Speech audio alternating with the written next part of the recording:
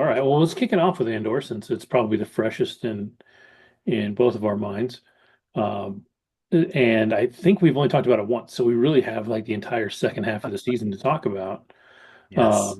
But yeah, I mean, this show has been really awesome. I'm trying to remember episode 7. I don't remember particularly well what happened in that one. But 8 is the one that was the Gorman uprising, but not really the staged Gorman uprising. Yeah. And what was it they were trying to get out of there? Because it wasn't Kyber crystals. They're trying to get those from the place that Saw Gerrera's at. Jeddah. Yeah. So the Kyber crystals are from Jeddah, but I do believe the mineral from Yeah, yeah. Gorman is like probably was a building material for the Death Star. Hmm. That's my guess. That makes sense. Yeah. Uh, Yeah. yeah. And now Uh, we're just like, yeah, let's just wipe some people out so we don't have a problem. yeah. Basically, just to remind you about seven, and it kind of got a little like getting goosebumps already, dude. So I think episode seven is the episode where uh oh my God, Andor, Hmm. Cassian's sore, like his blaster burn isn't healing. So that's when Bix takes him to that force healer, and That's she right. literally, I'm getting chills. She's like, "You're special, dude. Like you are meant to do something." And like, I think that's why I was called a messenger because I think she literally was like, you're key. Like without you, like." But the thing about now I'm expanding right to the themes anyway. What I love about Andor is yes, it does take there are key players, but what made Rogue One such an amazing movie and what makes this series an amazing movie is movements are never one person. There's so Hmm. many unsung heroes who play their part, sometimes heroically, sometimes tragically. I'm gonna jump around because that's what I do. But even the homeboy, the spy who told Luthen about the Oh plans, man. poor guy, man, like that sucks. But he's still a hero because Yeah. for 3 years he didn't want to be in that ish, but he was just the mole, and then Luthen just takes him out instead of Yeah. getting him safe passage. Yeah. Ah, anyway, but going back to seven. So seven was that episode, and I think that was kind of the beginning. And then basically, I love how reluctant Cassian is, and I think that's also I think the definition of a hero. It's not someone who's seeking glory; it's Yeah. someone who just does what they've got to do because, like, that's what they're called to do. But I think that, yeah, maybe seven was a turning point for this show because obviously everything before it kind of felt, especially the first 3 episodes, kind of felt like we just Yeah, it gotta took a like, while to get where it was going. And then like we talked yeah, about it, that first like yes, 2 episodes where he was with those people, they had no relevance to the story, like really at nothing. all. And so that was kind of like I don't understand the purpose of that. I think episode 7 doesn't that end too with Bix getting her revenge on that dude? Yes, Like, yeah. yes, which was beautiful. Oh, it was amazing. She was so happy after that. Like that was her like moment of clarity because I think is it 8 or 9 when she leaves? Is it 9?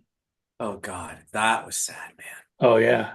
Really I knew it sad. was coming too. I knew it was Oh, coming. you did? How'd you I could know? You just just tell. felt I could it? just tell. Like number one, I mean, either she had to die or she had to leave because she Yeah, wasn't there in the movie. right. Um, but yeah, it had to be something. It was 9. And it was funny, the acting was so great because she does, and she did it twice, again, jumping around. By the way, obviously, Andor's done. If you haven't seen it, like, just see it, like, stop this and watch it. If you Yeah. have seen it, we're just gonna have fun. So I love Armona, what's her name? Adriana Lisbeth. Arjona. Yeah, Adriana Arona. By the way, I hope she gets the Wonder Woman role. But anyway, Yeah, it's she definitely can rumored. act without saying a word because at the very end scene, she's acting, Hmm. but she's not saying a word. But it Yeah. was a perfect close, right? But we'll get to that. But then going back to her, when he's saying, "I'm done, like I'm out, like we can just be together," and then you see the way she's looking at him. and you know something's wrong, and you even Yeah. ask her if something's wrong, and she says, no, everything's fine, baby. I'm listening, you Yeah. know? But in her eyes, she's already resigned, and she's just like, and I was like, something is really wrong. So as soon as we woke up and she was gone, I was like, oh damn. And I was mad, kind of mad at her, but self was like you don't get to like just peace out because you believe in this force lady. But then, of course, by the end of the thing, then it all was forgiven. But I was still a little mad because I was kind of like, he deserves to know. But at the same time, she also had faith Yeah. because rebellions are built on hope. Sorry, I just had to. And well, and two, like she said when it was over, she would find him. I don't think she quite understood that when it was over, he wasn't gonna, wasn't coming back. Um, so, Right. that was, and two, right at the end of the last episode too, the one girl tells him to go find her. And He says, yeah, and he basically is like, she wouldn't be safe if I did. And so he goes on and, ultimately goes to Jeddah, like we see in Andor, and then the rest of that movie takes off. What I love is that this show, I was thinking about today, the show's named after him, right? Like it's called Andor, but a good chunk of it does not take place with him at all. Like he's actually not in a lot of the show. So it's sort of his journey, but it's really the journey of the rebellion up until Rogue One. And then you posted that thing where Rogue One is the most streamed movie on Disney Plus right now, which is brilliant. I mean, this leads almost directly into Rogue One, which yeah. does lead directly into A New Hope. Yeah, because it's like chills. Sorry, I get chills easily, but it's like because he's literally flying off to meet that guy he was talking to, who I Hmm. think he then kills in the beginning of Rogue One. So it's literally like it's boom. And oh my God, I was just like, even the music and the montage of like everyone Hmm. kind of settling into their positions and him walking towards the ship. K2SO did not feel like a retread. He was absolutely who he is. Yep. Like, and even Krennic, like every scene he was in, Oh, he almost felt even more like himself than even in Rogue One. Like he yeah. really got that character. The way he dressed down Dedra in that Oof. conference room. Yeah. Why am I here? She's like, well, this happened. He's like, no. He's like, I wouldn't be here for some piddly ass shit. Yeah, I And wouldn't be in this basement, yeah, you know. he's so good. Ugh. Like Ben Mendelsohn's just so good, anyways. Like he's such a good actor. But yeah, I mean, he just eats his Krennic. Like he's so good. He's always plays a good bad guy. Yes. Like he really does. Like he's just got a talent for it. The first time actually I ever saw him as a bad guy though, because I remember around. Did you remember when he was in The Dark Knight Rises? Do you remember him as a character in that? Exactly. Vaguely. So he was basically he was one of the guys who was paying, bankrolling Bane. So at one point he's Mm. like, "Where's my money?" or whatever, and then Bane just kind of okay, and then goes, "Leave us," like to the other guy, and then the guy, "You stay right there," and then the other guy's like, "I'm good. I'm like a little leave," and then he goes, "Do you feel like you're in charge? Like, do you have Mhm. power over me?" And then he like breaks his neck off screen. But anyway, that was the first time I saw Ben Mendelsohn, and he was just such a good like corporate guy who Mhm. realized like, oh shit, like Yeah. this Got work. got the memo too late. You know? Yes. But no, he actually had bite in this. So, Mhm. oh, okay, we're going back and forth. All right, let's just go right to eight. What an episode. I mean, when you've got the guy from Gorman who's like the leader or the mayor or whatever, and he's The older realized, guy, right? The yeah. yeah. And he approaches Cyril and he's like, dude, what the hell? Like he just gets it. He knows it's a trap.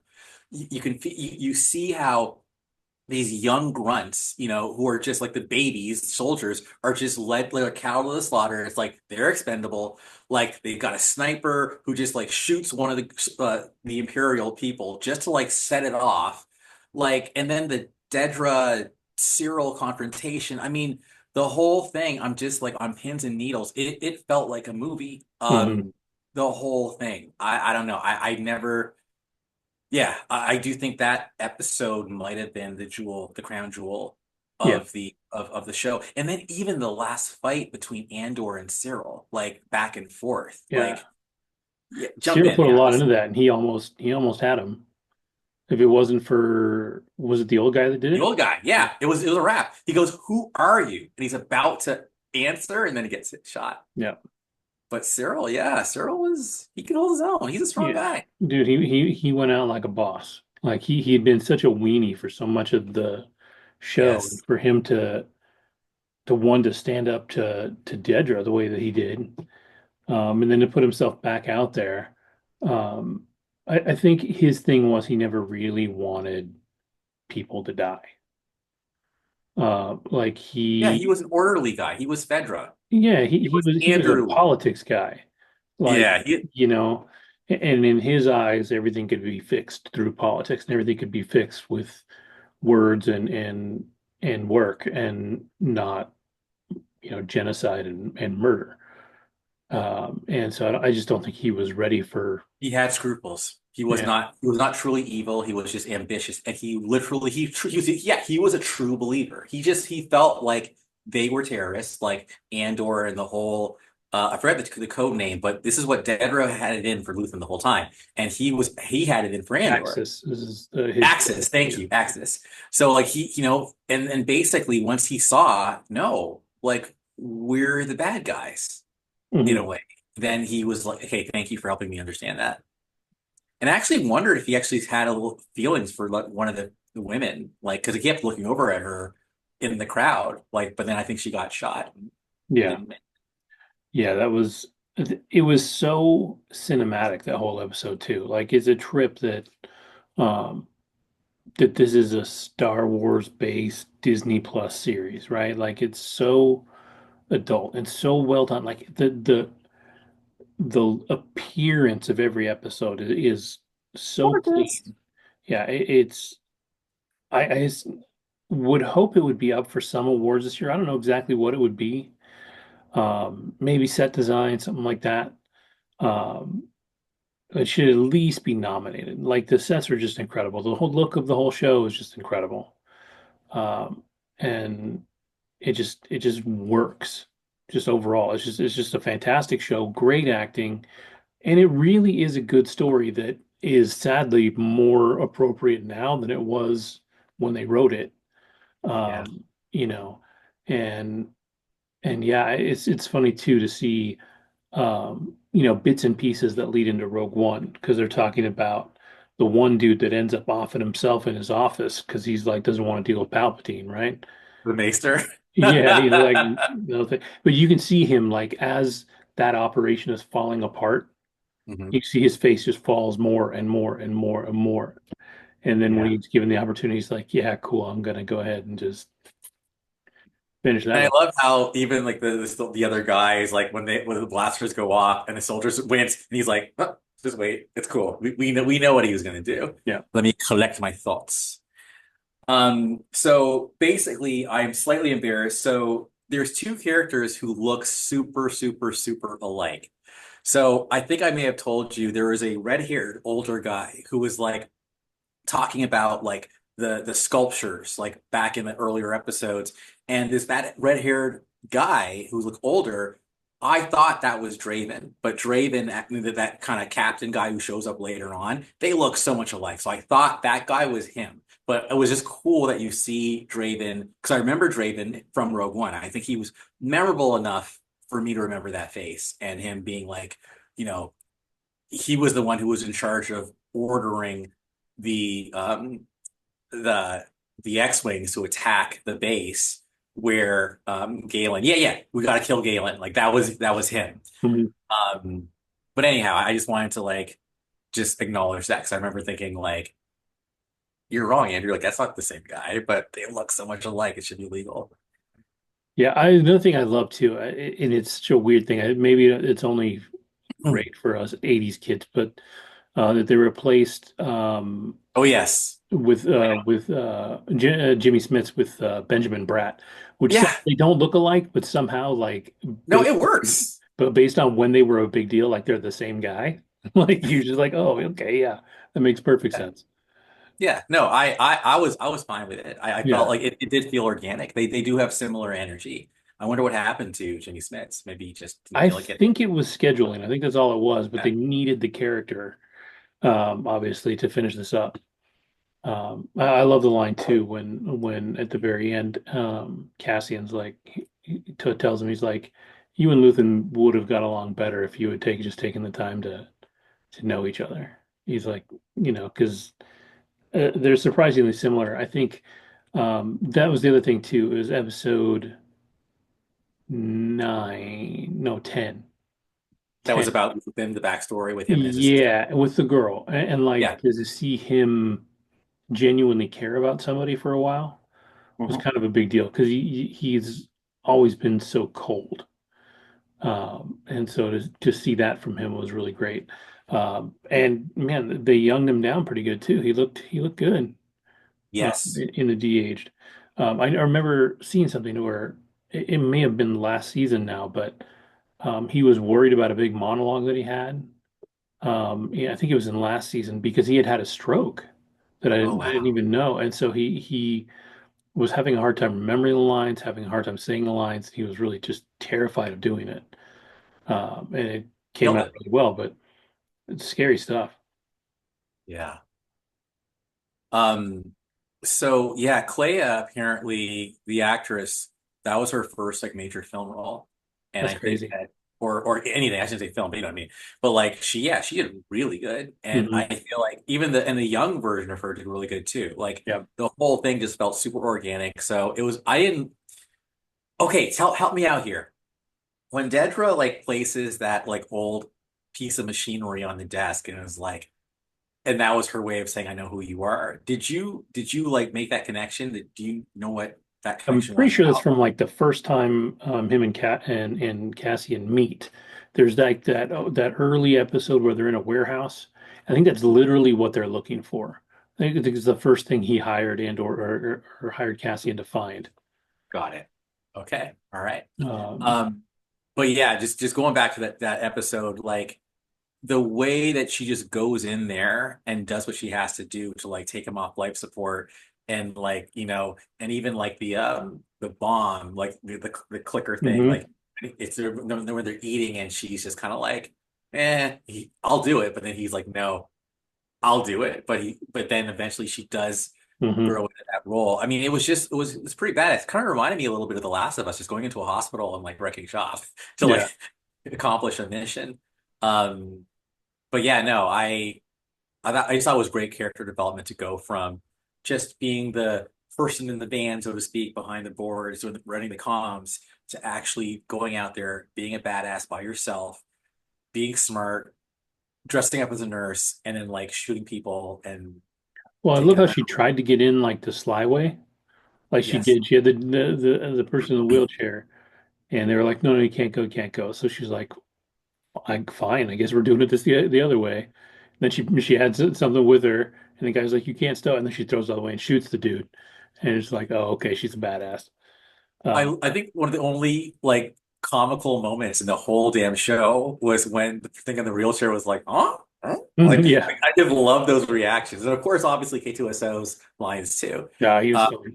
Even but when the radio or when the comms connection goes down, and he's like checking the switches and stuff.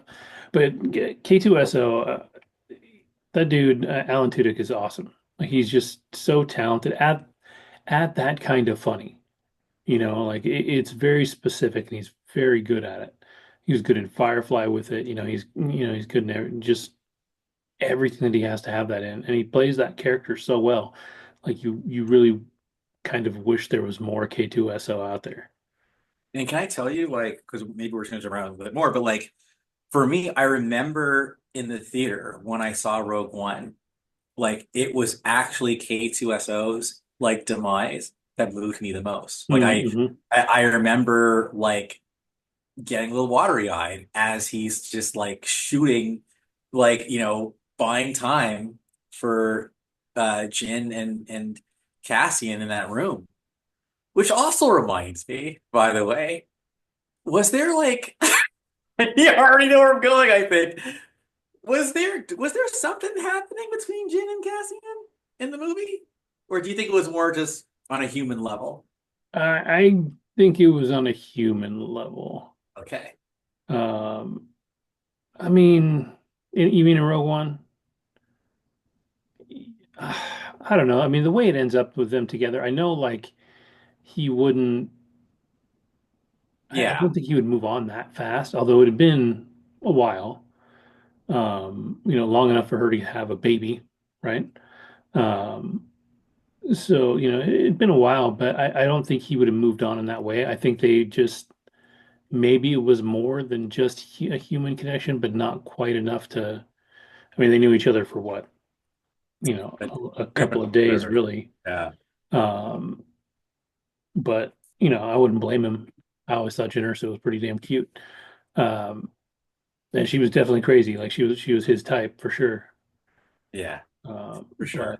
uh, I see. yeah, yeah, and so yeah, I don't know. I never quite knew, but it felt like there was something there. Um, but yeah, I think just overall, I think that the series went. What makes me really happy is they ended it where they should have. They didn't Yeah. try to stretch this to a third season. They didn't try and like cram more stuff in because the problem is when you're running up against a timeline, you can't just cram stuff in. You obviously can't take it past the point where we literally see him die on a planet that's destroyed. Like you can't come up with a story where he survives that. So the story has to end before Rogue One. Um, I think, him having a kid out there is nice. I don't think we ever need to know that story, but I think it's a nice ending to his story that there's still some piece of him, there's this hope that carries on from him, like that, you know, uh, what do they say? Rebellions are built on hope. Well, this rebellion, spread hope out there for him. Oh God, I even like how he was able to smuggle Mon Mothma out of that building. That Hmm. whole stuff Oh was yeah. great. How she gets mad at her like assistant guy, whatever, who was hired to protect her. And she's like, "You're dismissed, right?" But then like when Luthen's like, "Your detail is like what's his name? You just said his name earlier, but anyway, Bale. Bale's detail Mhm. is compromised, and of course it was. But then like when there's a confrontation, the assistant's like, rebel spy, and that was all they needed, like boom boom. And I love how she's like, oh, like it Yeah. was just so realistic, but her speech was just bomb. Oh yeah. So like it was just it was so great. What I think the show accomplished is the same thing Rogue One accomplished, and that is it made what follows even better. And Hmm. I think that's why Rogue One became the number one film on Disney Plus right now, because it just made everything you see in Rogue One sweeter, because you know what went into everything that led up to that point. Like even seeing K2SO before he was like reprogrammed, like he Hmm. was a scary mother. Well, You I love K2SO too because he's very loyal to the people that he's with, but he loves the Empire. Like all the time. He's like talking about how great it was. the memories. Yeah. He's like, I I was in a was in this parade parade once. once or whatever. Yeah. Emperor Yeah. was there. I love how but he even turned his head, so he was always a little different than the other droids. Yeah. Um, but even like how like he goes in and saves the day and doesn't get any thank you, I felt bad for the guy. Like, Hmm. dude, like what? Like, why are you not thanking him? Like, he saved your asses. And I love how he just always knows to just go in because he did the same thing in Rogue One. Like, he Yep. was like, wait with the ship, wait with the ship. And of course, like after the whole like shootout in Jeddah, Yep. he's like, wait, it's me. Like when they're gonna shoot him. Anyways, oh, Yeah. wait, did you know? Like, that's right. I think actually, know what happened. I think they shot one of the robots, but he was behind it. Did you know that wasn't me? Like, anyways, it was Yeah. great. It was great. Yeah. Ah, It's a great character. And I think, like you said, this build and everything, I actually, if you take nostalgia out of the picture, I do think Rogue One is the best Star Wars movie. yeah, Just by hands down. far. Like I know I grew up in the original, so I'm always, you always say Empire is the best, right? Like it's like growing up, that was the best of the originals. The prequels are 60% hot garbage. Sequels, 60%, the exactly. sequels could have been something if they would have had any kind of continuity, but they didn't.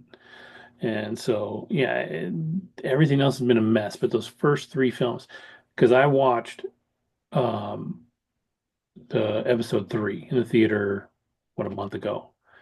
And man, so much of the dialogue is so bad, and so much of the story is just in the way of a good story. I think there was a story of, was it the kid from that '70s show, the main guy whose name is completely escaping me right now. Ashton Uh, Kutcher, no, the Eric Foreman. the redhead. Oh, I mean, I never watched the show, so I'm just like Yeah, throwing it out. he played Venom in Spider-Man 3. Um, Topher Grace. Topher Grace. Anyways, he's a huge Star Wars fan, and he is also a huge like film buff. And so he, for his friends, cut the first 3 Star Wars movies into a single film, cut out a bunch of extra stuff, and no one in the public has seen it. You can't see it, you can't buy it, you can't rent it because he would be in trouble. But because he did this for his friends and showed it in his home, they've only been the only ones to ever talk about it, but they've all said it was incredible. So like there's there's the story there, there's the frame of what you need, and somebody should have just not let George Lucas write it. Like they should have sat down with the idea for the story, because especially like, oh my God, if you watch episode 2, all of the romance dialogue, all of that is just so bad. Like so Isn't that the bad. one where he says, "I hate sand"? Yes. Um, so basically, which is why I actually feel like, some like I talk about a tale of two franchises, right? There's Star Trek and there's Star Wars. And yeah, I think with Star Trek, as you know, like Roddenberry didn't have control. Like they actually pushed him to the side and Star Trek 2 saved the damn franchise and he had nothing to do with it. Hmm. But then it was like as a consolation prize, okay, we'll give you Next Generation, but then of course he died not too soon Yeah. afterwards. But yeah, sometimes you just gotta like say, hey, like we appreciate what you did. Thank you very much. Now go and just collect the Yeah. royalties. Um, but yeah, I would agree with you. I mean, I remember thinking to myself after I saw Rogue One that I would put Empire and Rogue One as like tied. And you're right. You're right. I do think from an emotional, nostalgic, but then even a film score edge, I do think the score to Empire is more memorable than Rogue One's Yeah, score. probably. You have like the Imperial March, you've got like the Luke and Leia, not Luke, Han and Leia theme. Hmm. Like it's like, and then of course that even though it's not necessarily an exciting like lightsaber battle, it's still iconic. Just Hmm. the set, like just my God, just picturing it again, I got chills again. I love you. Like there's just Yeah. great lines, moments in that movie. Yeah. Yeah. Empire is great. I do think it's easily the best of the original trilogy. I Yeah, just think Rogue One maybe gets overall, the bonus because it's the modern version, right? yeah, Like for it's the sure. modern film. Um, but it's even then it's better written than Star Wars, which people overlook it all the time. But there's definitely things that even in episode what is it now, 5, kind of retcon things from episode 4, like because they didn't because he didn't even know when he wrote the first Star Wars that Vader was his dad. Like they they kind of had to cover things there. There's a couple other things that just, like, if you're watching, you're like, that doesn't actually make sense, right? Uh, and then he made his own prequels, and then there were things that were super questionable in there too, going like just continuity wise, but who knows?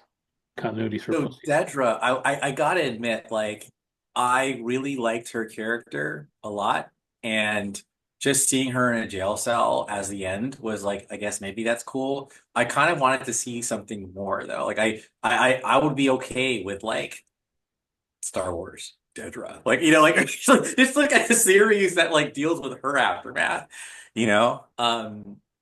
She was great. And I think what I love about her too is when you see the actress in real life, she is so not like her character, Hmm. which to me is like that's acting because you just seem like this very miserable human being. Like you Yeah. are like, dude, yeah, she's a trip, but I liked her. I liked her. Yeah, she's really good, and I think, um, I I don't know where her story goes after that because she's in trouble, but she's also a good foot soldier. Like I feel like somebody would let her out and use her. Yeah, And because I she has liked all her the line plans. with, She's smart. was it with Krennic where she says that she had to be a scavenger? Yes. Yeah, like Yes, he's like that whole bit was great. because it was actually kind of sociological. Like it Mm, was kind of like maybe because she's a woman, like she had to like do that shit just to be taken seriously, yep. you know? But yeah, it was funny how like she was getting caught up, like she had all that shit like just like in her file that she wasn't supposed to have. Yeah, Um, which was ended up being the downfall of the Empire, so it's really all her fault. you're So right. it really kind of is like she had too much information because no one gave her access to it, so she had to steal it and hold it. And because she did that, dude was able to find it. Then he took it over to everybody else, and then it went all to hell. That's what makes this writing so perfect. Everything's connected. Hmm. Every, Yeah, well nothing doesn't happen for a reason except for those first two episodes. done. But otherwise, yeah, yeah, everything like one thing leads into the other, and it's really well done. So yeah, I mean, all in all, I'd just say if you, for some reason, like I feel like you don't have to be a Star Wars fan to watch Andor. I feel like you could start Andor season one, watch it through. Number one is beautiful. Number two, it's a political drama that is so well done. Yeah, there's spaceships. Yeah, there's Star Wars stuff in there, but they don't really talk about the Jedi. At all. When they talk about the Empire, you can just tell that's bad. So you're good there. That's your evil, powerful government. You've got your rebellion, which is our good guys, and then you can just go from there. So if Star Wars is in your jam, I really do genuinely think you could still watch Andor and enjoy it. The acting is so good, it's visually incredible, and the story works all the way through from, all 24 episodes go together. Yeah. And two, I think I said it last week or a couple weeks ago. I really bitched about how they did 3 episodes a week. But when you really watch them like that, it's more like they put out a movie a week, a week, and it kind of worked. I really Yeah. didn't think it did, but each one of those kind of plays like Act One, Act Two, Act Three, Yes. and so that worked really well too. So yeah, I mean, all in all, they knew what they were doing. I would love to see this dude do more Star Wars work. Yeah, I would say give him the reins. Give him the reins. Yeah. Tony Gilroy, you understand like everything that you've done feels more like the original trilogy than anyone else. Mhm. Anyone else. Yeah. Yeah, it's all about handing it off to somebody that really understands the tone because I think Tony Gilroy actually isn't a Star Wars fan. If I'm not mistaken, he didn't really know a lot about the films. He knew where he had to get and he knew what the tone of the story had to be.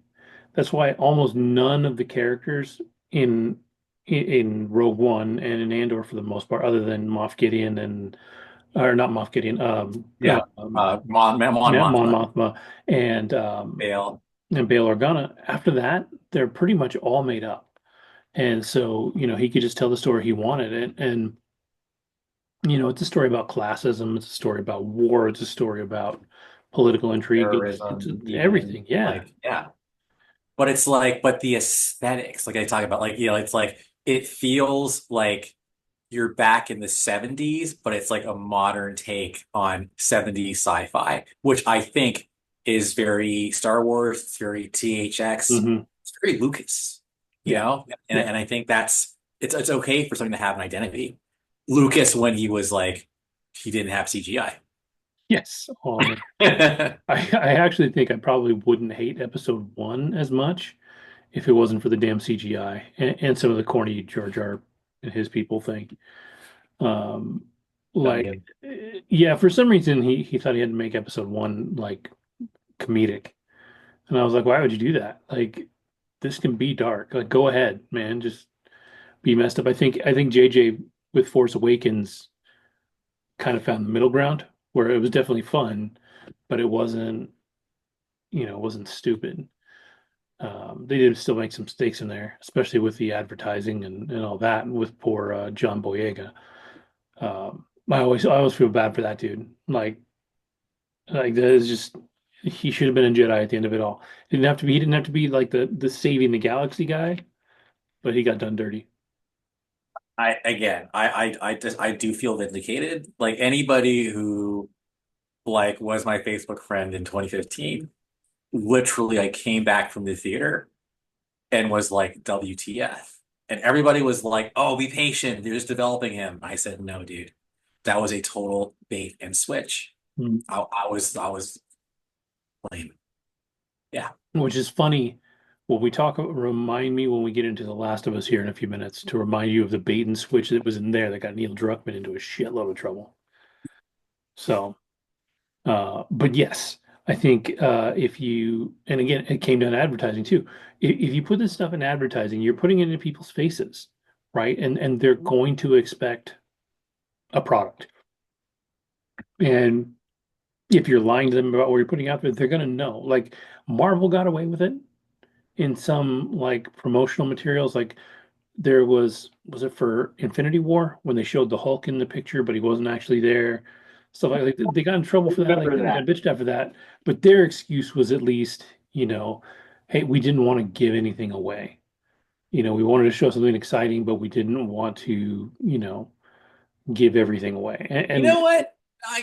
It's funny because, dude, first of all, that is one of my favorite trailers of all time. That one, as well as the Force Awakens trailer, the big one. Mhm. Um, But man, like, sorry, I gotta geek out for a second.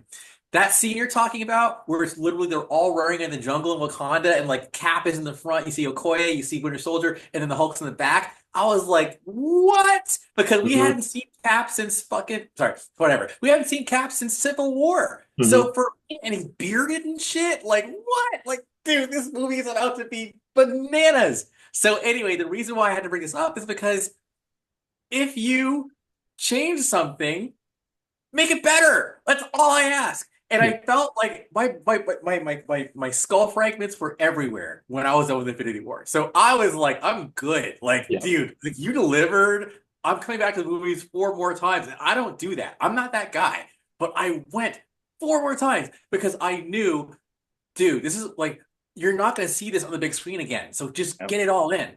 Your mind has been blown. So sorry, I got excited. But like, yes, but with fucking Force Awakens, nah, dude. Like it was not better than I was expecting. It didn't exceed my expectations the way Infinity War did. So damn right I'm gonna be mad. And I still remember, and I'm a New Yorker, so there's taxi tops. I remember the ads with Finn's Always. face with a Always. lightsaber blue, like next to his face, illuminating Mhm. his cheek. Like, dude. And even in the commercials, like, like he like lights the lightsaber to like fight the. It was all bullshit. Which It I was. mean, technically he does in the movie, then he immediately gets his ass beat. Like it like just doesn't work. And then the girl that's never picked one up before was like, "Cool, I'm gonna fight now." And you're like, "Dude, no." I mean, there were the reasons she's the hero, all that stuff. That's fine. I don't actually have a problem with her being a badass. Like I never did. I always liked Rey. It was just they did Finn dirty. Yes. And now it's accepted wisdom. But I remember before it was like, no, Andrew, be patient. And I even called from like episode 7. I said, yeah, dude, watch.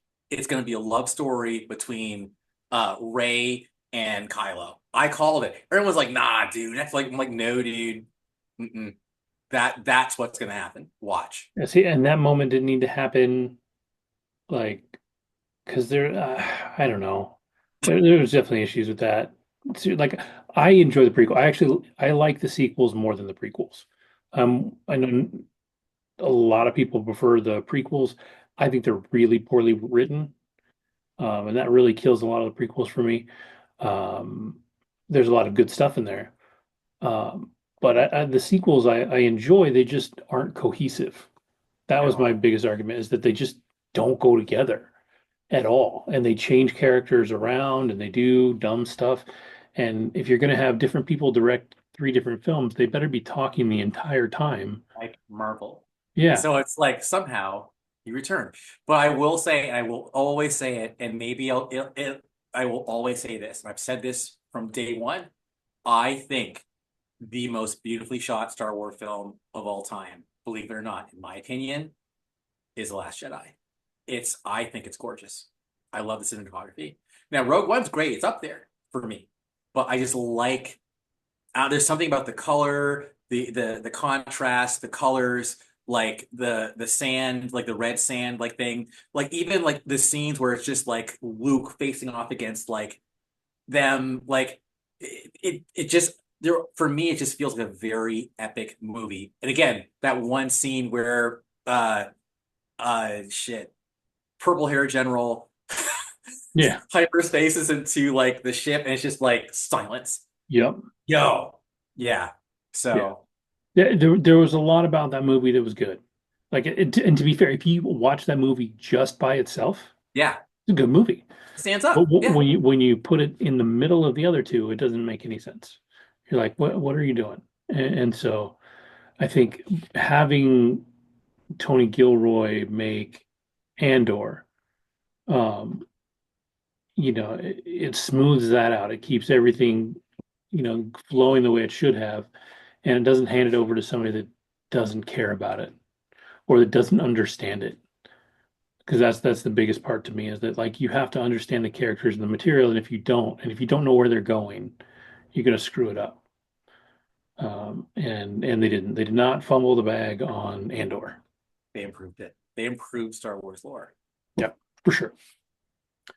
So yeah, All right. it's a good ass show. Go watch it. Mhm. So all right, so we will move on then to The Last of Us episode 5, which is uh sort of a turning point episode. We start to see some things happen in this episode that we haven't seen yet. We see Ellie finally kind of start to take charge at the end of the episode. Not to skip too far ahead, but we see full on murder mode Ellie, which she's got in her, and we will see more of that Ellie as we go.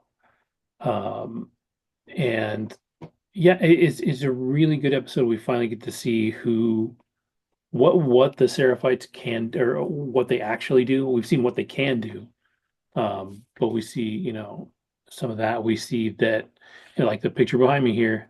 There's spores now, which was a big deal in the game. So in the original games, spores were always out there.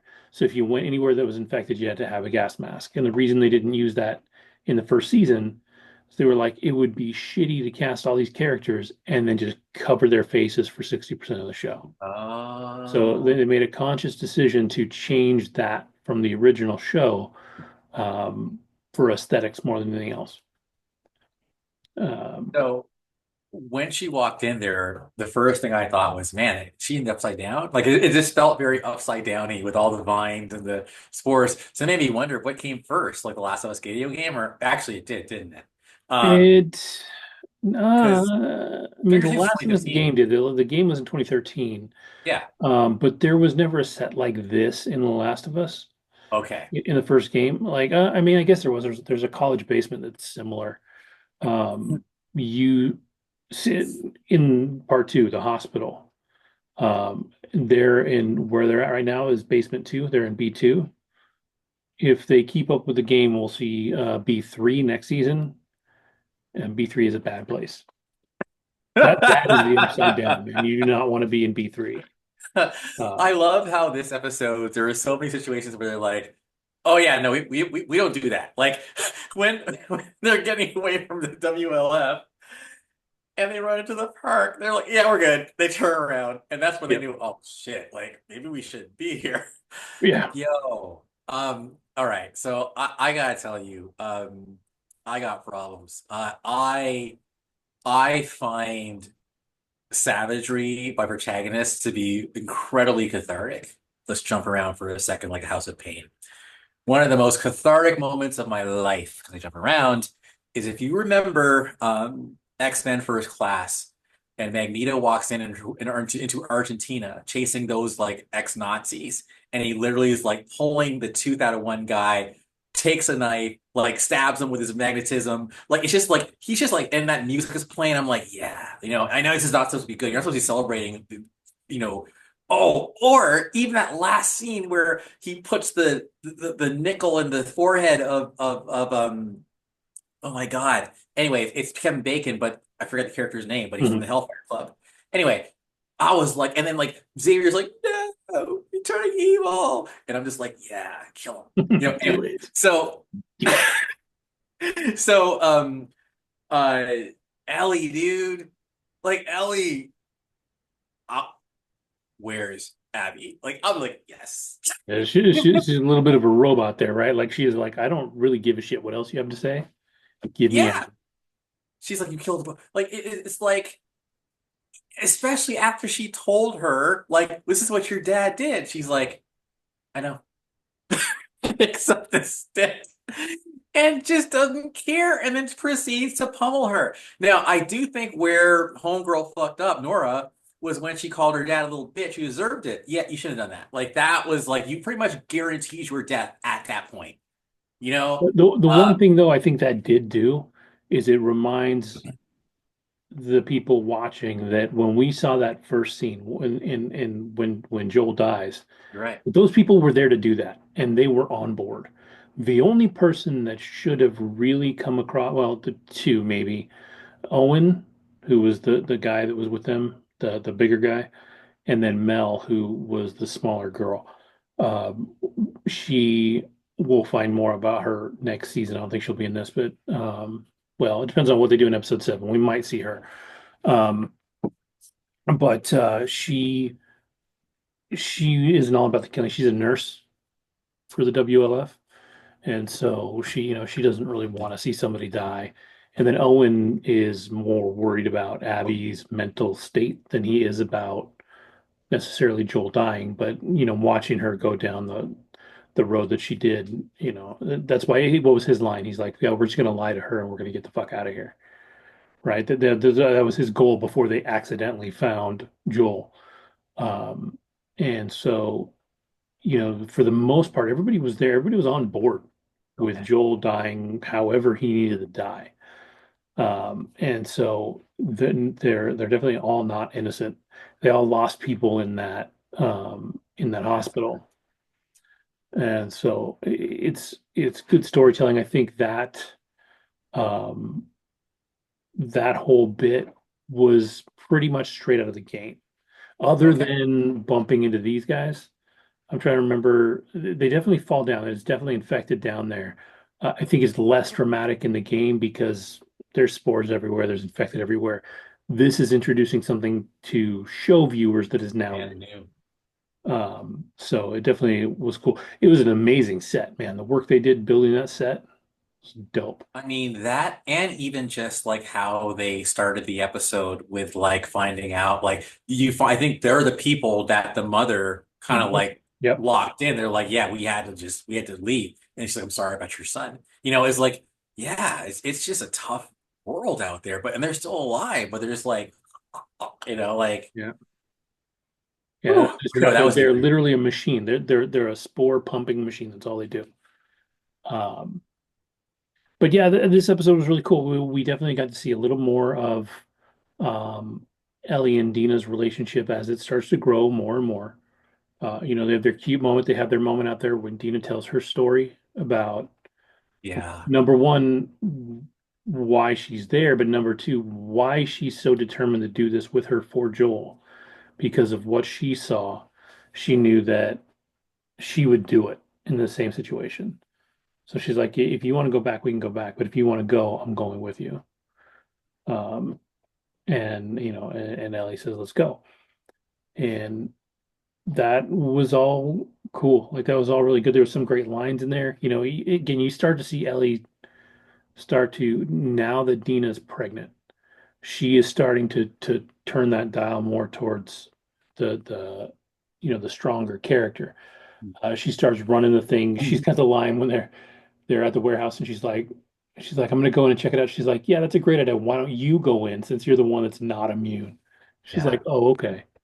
Um, and so that's all great. They get they look like they're screwed, right? Like they're up against. They were legit. It was a wrap, dude. Like they were not gonna make it, which is why I'm glad because I feel like it was realistic because again, one of the things that kind of annoyed me was again, you know me, I'm terrible with names, but in the first episode where she's like sparring with the guy, Doug or whatever his name is, but Yeah. from Beef, like she's like, hit me as hard as you can. And I'm just kind of like, you're not if he hits you as hard as he can, he's gonna knock you out. Like, stop Yeah. it. Stop being ridiculous. So him and Joel's brother are smart enough to be like, okay, these crazy kids are gonna get themselves killed. So let's just go chase them because they're gonna bite off more than they can chew. And it was a wrap. Dina was out of bullets. The thing peeled open. Like she was getting like probably mauled. It was done. Had he not been there to blow them away, that was the end of the show. So that Or at least is the end of their arc. that is the moment that they recreated in the show that got Neil Druckmann in trouble. So in the original advertising, so in the show, we're watching it, you see his outline, right? You can't see who he is. He wrecks shop, like he fucks these things up. And he leans down and reaches his hand out, right? And so up until that moment, we still can't actually tell it's Jesse, even though we got a good idea, right? Um, in the promos for the game, they had him reach out, and the outfit. I don't think they showed the face, but it looked like it was Joel. And instead of using the guy's voice that did Jesse. Jesse, it was Troy Baker. Oh God. So like they implied somehow the That he was Joel was back. still around. And so everybody like couldn't quite believe, like people were pissed. Like they were just more pissed that they killed Joel. And like he got in a lot of trouble. And if you watch the after show thing, he brings it up really quick. He talks about it Oh, for just a second. yeah. He's like, yeah, that got me in a lot of trouble. That's And awesome. yeah. Well, and that's the thing too. So like the girl that plays Nora, she is going to be the main character in the next game that Naughty Dog is producing. And in the trailer for the game, she's a bald-headed Asian woman. Oh, He has already schooled her and is already working with her on how to take the hate that she is going to get for being in a video game and being different, basically. Like they actually said that at this point, this season of The Last of Us has been review bombed even more than The Last of Us Part 2, which is one of the most controversial games as far as review bombing goes, period. because people can't stand what's her name? Not There, people, like the haters that there, Ramsey. there's a few things. But for the game, it was okay. We haven't seen it yet, but there's a trans character in the game. There is um there's Abby, who everybody thought was gay because she was a big buff woman, who then it turns out killed Joel. Joel does things that Joel wouldn't do because everybody knows Joel better than Neil Druckmann, who created the character. What the fuck does he know? Right? Like all these things. And like, and so people just went off. They're like, well, why do we have to play? And then you in the game, you have to play as Abby. So people were like, well, fuck that. And so it just, I mean, there were so many one-star reviews out of 10 that were published. Again, like we talked about this before, like with bots, with whatever, people were going and then just hammering away. With The Last of Us, you have people now bitching even more now that they have a voice, now that the thing is more popular. People complaining about how Bella just can't possibly be Ellie because it's been 5 years and she doesn't look that much older. Well, she's playing a character that's the same age that she is in real life. So as much as you don't like it, she does look 19 because she's 19. So like you're good. Get over it. And then Caitlin Deaver isn't as big as Abby and like all this stuff because in the game Abby's jacked. Like Abby is jacked. And so like there's always a reason for people to hate. And when you give them the opportunity to have the internet where they feel safe enough to hate from a distance, you get shit like this. And so Neil Druckmann has repeatedly told this girl that is taking over, He's like, just be ready for it. He's like, I am here. If as long as you believe in what you're doing, that's all that matters at the end of the day. He's like, we will help you. We'll, protect you as much as we can and do all the stuff. But it's yeah, it's a scary world out there for people because when The Last of Us 2 came out, Laura Bailey, who was the voice of Abby, people threatened her children. Like people actually threatened the life of her children. And she's like, I'm the voice of a character in a game. Like she's like, I didn't write it. I'm not the one on screen. Like she's like, it's literally just my voice. Like it's crazy.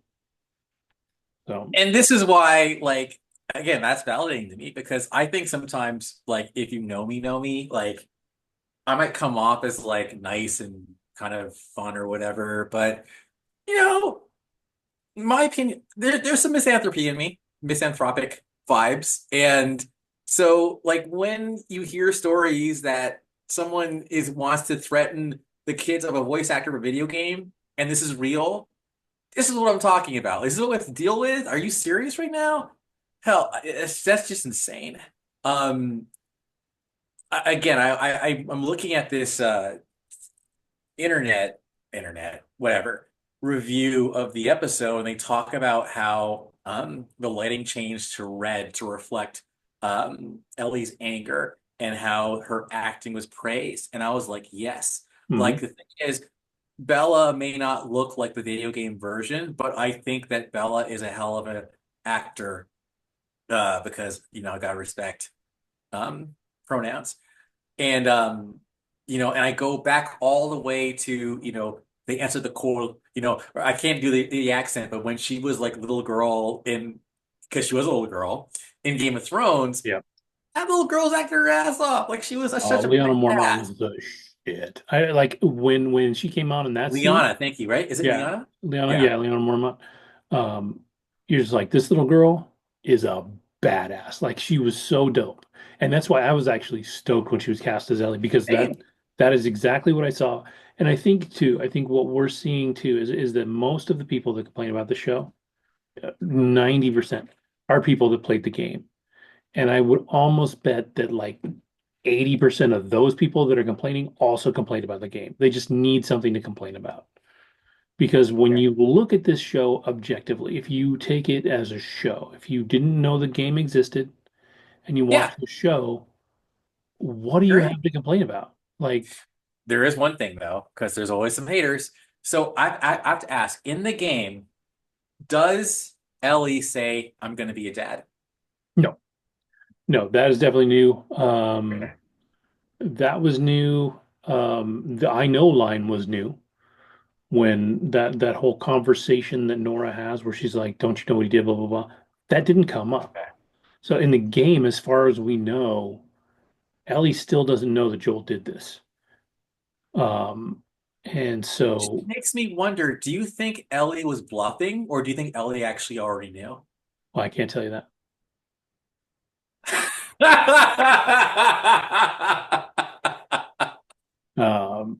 But Okay. All yeah, right. no, there's a lot of stuff about this episode too, and then the next episode, um, I can see what Oh my God.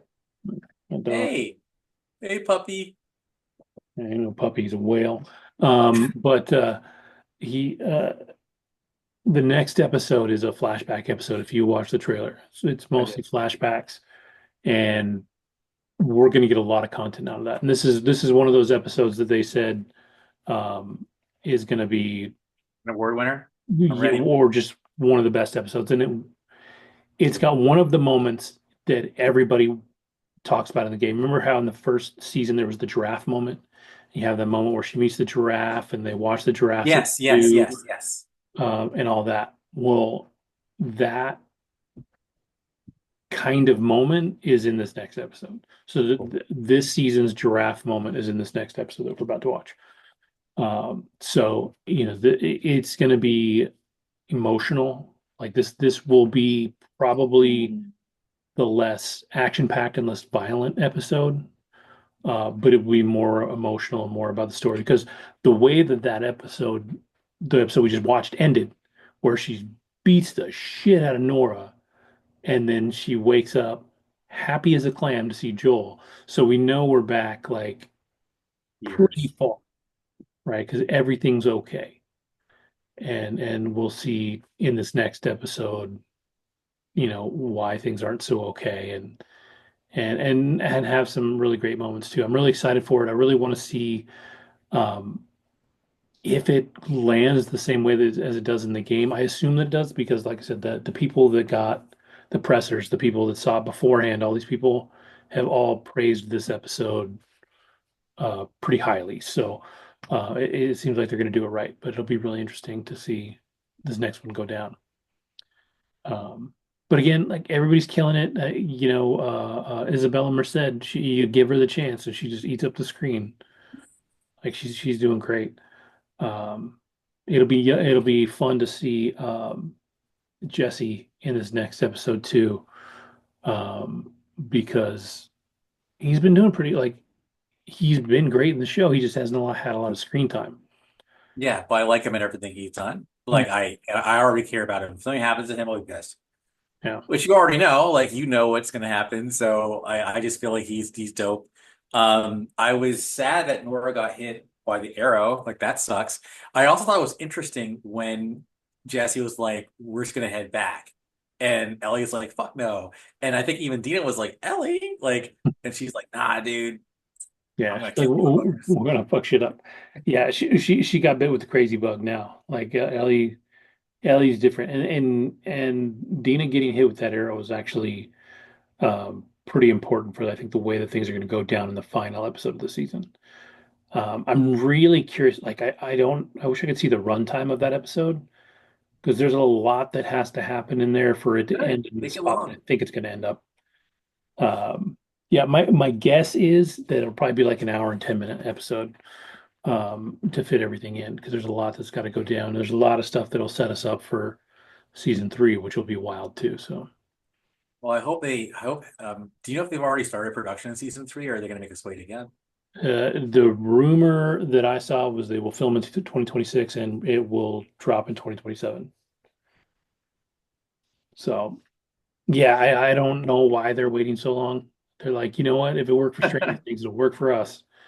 Um, Oh. but yeah, I wish they were just already cranking on it. But I guess people got jobs. Well, at least at least Squid Game rather. Yeah, Squid Game is coming out this summer, so that's good. They didn't make us wait Yes. so long. That was good. Yeah, I'm super stoked for that one because that will close that one out. Yeah. There's still rumors that they're doing an American version. Um, Well, I I, mean, I depends how they do it. well, and I've seen it bandied around as a remake, and I've seen it bandied around as just in the It's same universe. better And I'm not be. like, It should yeah, be I in the was like, same yeah, universe. you can't do it better. You could do an American version of the same thing and have it take place in the U.S., and then you're fine. You don't have to explain anything Yes. else.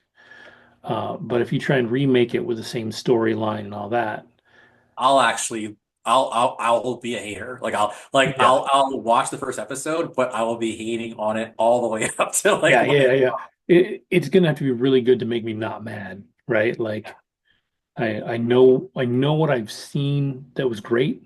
Even if you watch the first season, like even the second season, you're kind of like, this isn't as good. Like, what are you doing? Um, yeah. so to redo it as an American version, you better come and you better, come correct or you're out. So, I gotta say one more thing really quick though, like the Seraphites. Dude, I don't often like put my hands to my mouth, but man, like when he took out that scythe, I think it's called, mhm. and I'm just like, oh, I'm like that, like just by myself, just like that, and like what a way to go! And like guys, and he's like, it's too late. Yeah. He's like trying to convert, and he's like, Yeah. no. He's like, I believe in what you believe. He's like, nah, bro. You did. Just like the Seraph, what? Like at that point, the WLF seemed cooler than the Seraphites because they're just like just shooting arrows. Like what? Like they're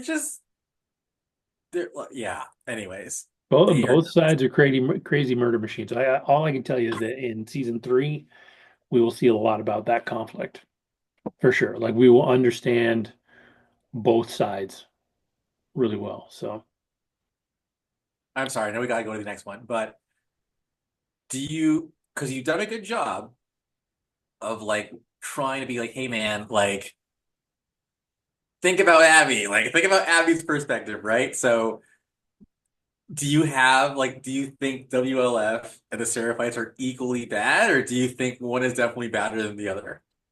mm, yeah, I don't know. I think they're so both so entrenched in the things that they believe in that they can't see the other side of the story. And I think that is actually where Abby shines the most in the next season, is her ability to see both sides of the thing. And that is not something that she is searching for, that is something that is thrust upon her. Um, but she's one of the few people that will actually understand both sides of the fight and what it means and why it is what it is and like why both sides are crazy. Because Isaac, you saw when he was torturing the dude, like he just wants him dead. He just wants him dead. He doesn't want to listen to them. He doesn't want a conversation. He just wants them dead. All of them dead, all of them out of the way.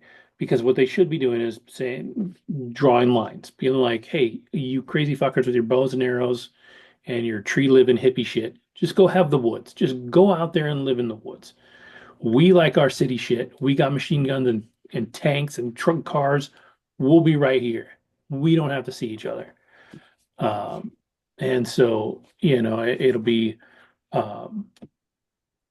interesting to see that, and for people watching to see that dynamic, because it is really kind of interesting how Abby is the glue to so much of this other world, and how we understand it and what we're going to learn about it. So Abby's kind of like Gabby from AOT then, because I think Gabby eventually gets turned around. But before, she was all about that murder life. Yep. So, okay, word up. So cool, cool. All right, yeah, go watch The Last of Us. If you haven't watched it, watch both seasons. It's great. Do it.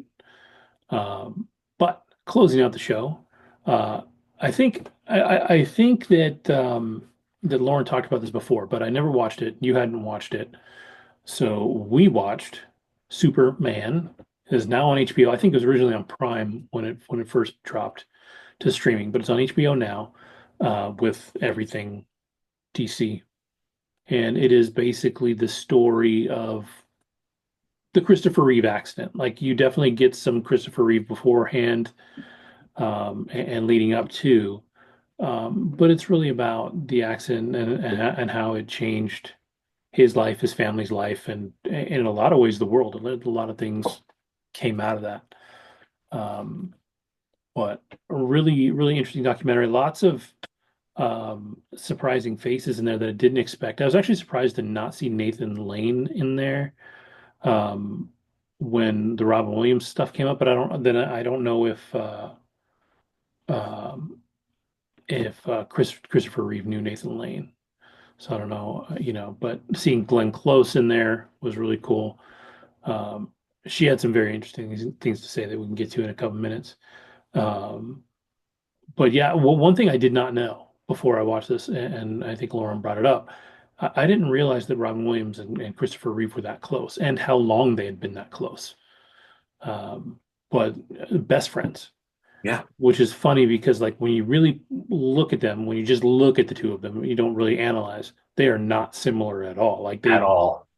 don't seem like they should be friends. But was it Glenn Close that said like they the way that they could play off of each other, the way that they understood each other, even though Christopher Reeve was obviously nowhere near as funny as Robin Williams, he understood him and he could handle him, because you can see like if you've ever watched Robin Williams' old stand-up. I mean, you want absolute chaos.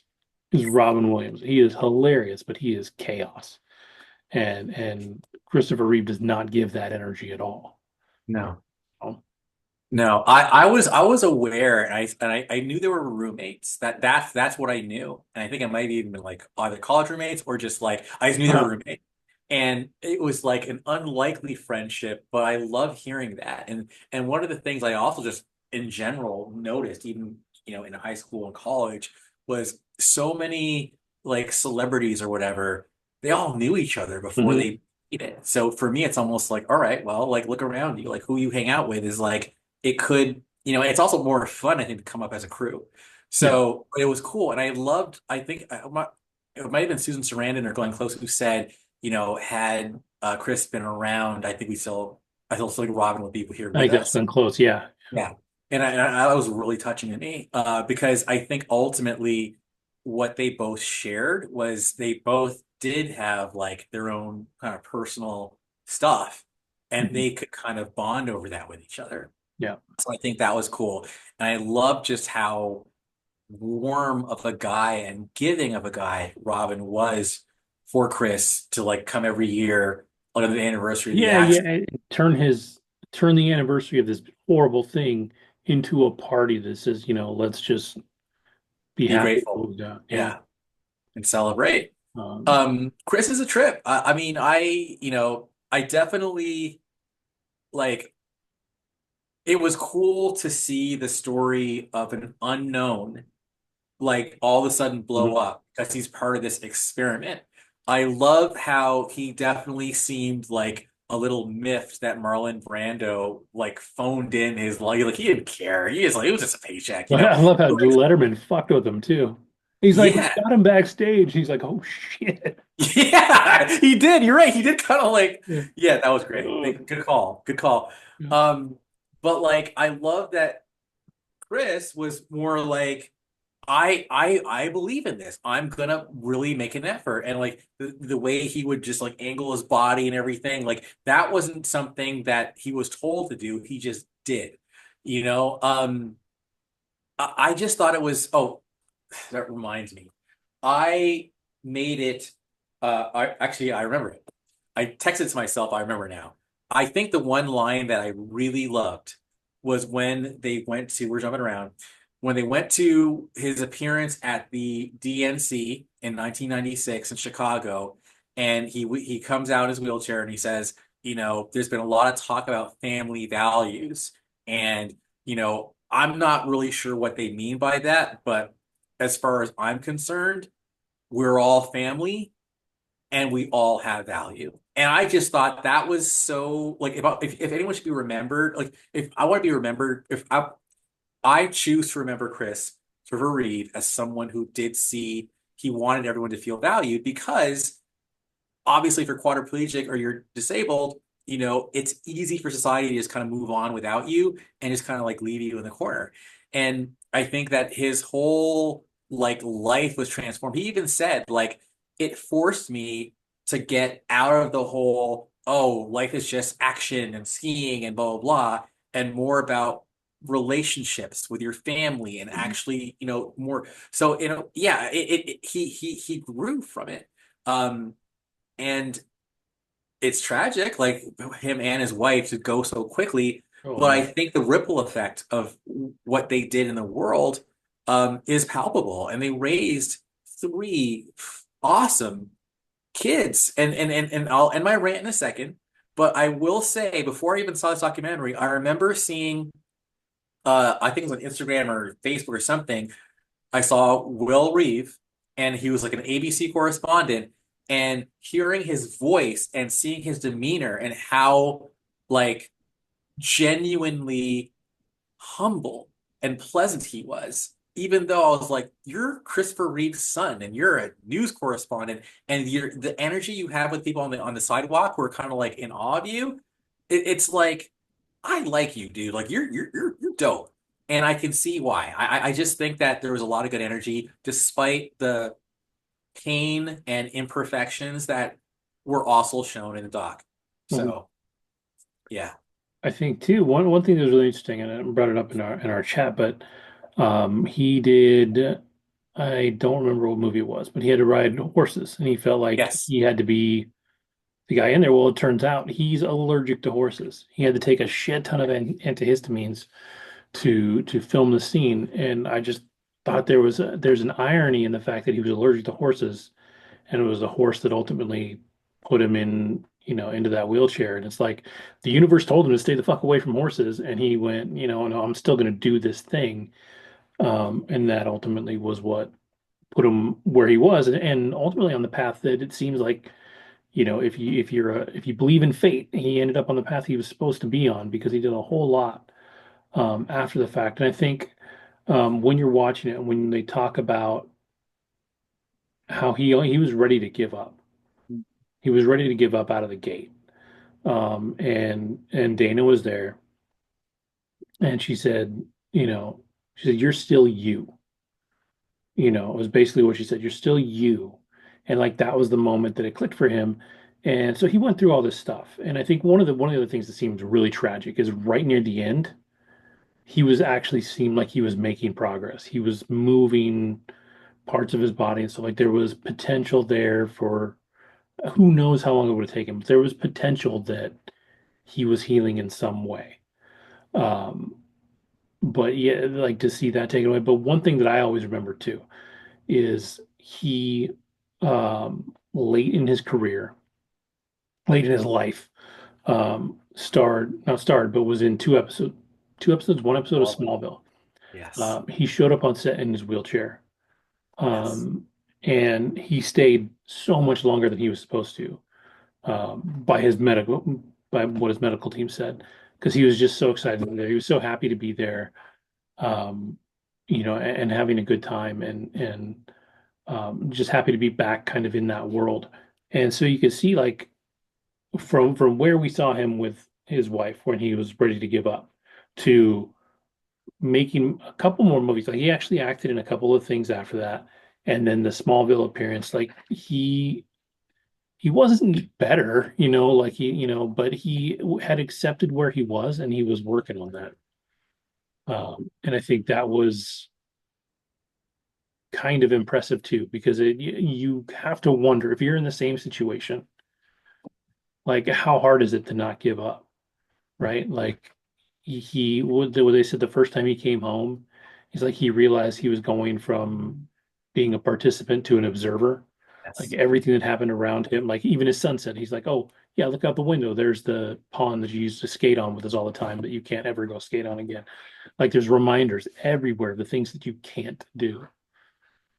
So definitely hard. Yeah.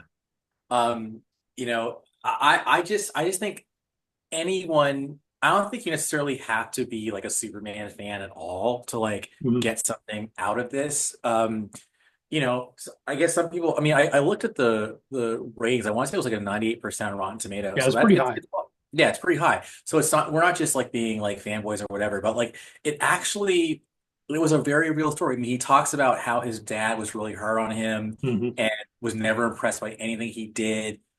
Came from a broken home. Then, he never married like the mother of his first two kids, and I guess he was playa. And honestly, I'm just being real. Like, if I was him and he was like, "Oh, temptation," like he was probably just, But also, he had two things going, right? He was like, one, because he could, but then two, because he never saw like a healthy relationship. So I think there was a little bit of fear there. Yeah. But I love that even after, and even Matthew Reed, the oldest kid, like I loved how he said, I know they kind of said like, oh, we're just agreed to split, but nah, let's keep it real. He just wanted to leave, Yeah. and Yeah. it wasn't working for him, and it was hard on my mom. But they were still able to make it work and be a family, and even to have Matthew like take care of William Yeah. like afterwards, like it was just beautiful. Gotta love the other co-stars. I forgot what happened with William Hurt, but I think William Hurt there was something amiss. Like it was not flattering. I think William Hurt said something like mean Yeah, to I him or think something. yeah, I think it was when he was gonna go do Superman. He was like, "Don't do that." Yes. Yeah, he was like, "What are you doing, man?" He's like, "You're Sell gonna out. throw your career away before it even starts for this thing that can't possibly work." And then he ends up as Thunderbolt Ross. Anyways, but that was many, many years later. Yeah. And then Jeff Daniels, I just loved how like he was a contemporary, and was like, I want to hate on the guy, but he was cool. Like I like we were cool, but it was like it was just nice to see the human side. And the foresight for Chris to even like narrate, like he knew Yeah, that they were going to make something at some point. So it was great to kind of get his perspective. Dana seems like such an angel of a human being yeah, to have been able to like make the kids feel like loved and she was like, I'm not trying to be a stepmom, I want to be their friend, and it all worked. Um, and then Whoopi Goldberg, I loved how when she said, like, he asked her if she wanted to be part of his project. He's like, I don't care what it is, I'm doing it. Hell yes. Like that's what it's about. Like, I do believe at the end of the day, like, because here's on the soapbox, at the end of the day, what really matters are the people and the moments you spend with the people. Like that's at the end of the day what it's really about. And I could tell in his relatively short life, in their relatively short lives, that's what they put first. And I think it shows. So I just think it was a good, feel good documentary that celebrated persevering in the face of extreme obstacles. And I think that was what he ultimately said the definition of a hero is. So it was a good watch. yeah. It And I know really there was a is. sorry. And like you said, you don't have to know Superman. I mean, you all you need to know is that he played Superman, and it was a big deal. That's all you have to know. You don't have to know anything about the characters in the movie, nothing.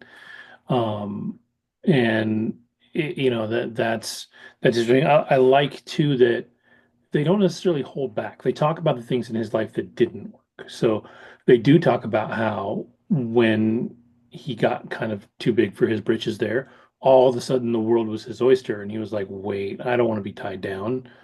I'm gonna be a player for a little while." And so he did. Like that's not awesome. Like, that kind of sucks.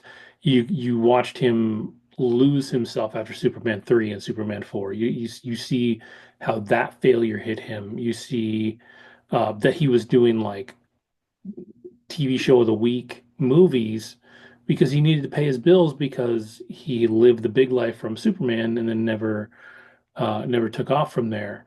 You see how there's moments where his first two kids, his oldest kids, weren't so happy with him and weren't so happy with the life they had with him at points. So it definitely like I'm sure there's still harder takes to take.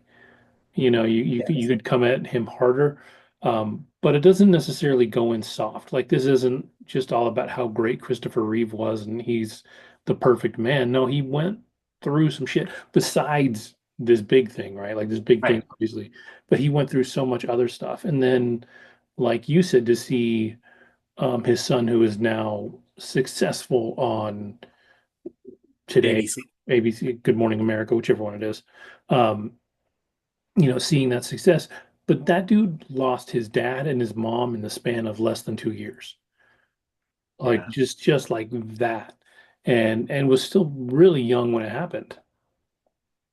Yeah. Good So Morning America and World News Tonight. Yeah. So hmm, he's 6'4", dude.